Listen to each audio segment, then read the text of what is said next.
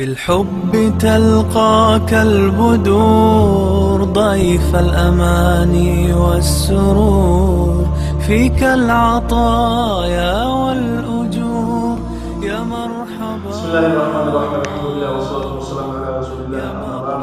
السلام عليكم ورحمة الله وبركاته. Zakat çıkarmak adamına borç. Zakat çıkar.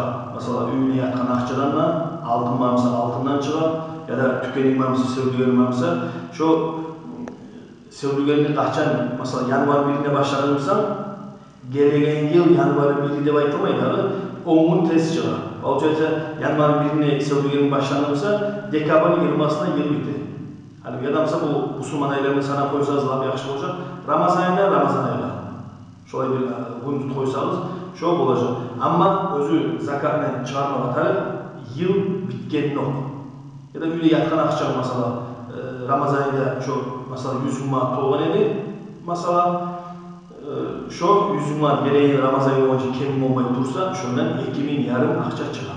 Ama var biraz ince yerleri var onu eğer zakatınız çıkmağa sizin borç olsa o yalnız bu az zamanın içinde soru verip bu sizge kompüterden de hatta sizge varsa anlatmalıyım olacak. Onun için sizin zakatınız var mıysa, çıkarmatarmıysa gelseniz sizin daha da erkin bazen anlatacağız. Ama özü zakat çıkar, özün zaman gelgen yok. Zamanın gelgen yok. Şundan seyli vakıtsız olmayı zakat. Onun için zakat borçsa tez çıkarmatar eğer borç olmamıza zakat.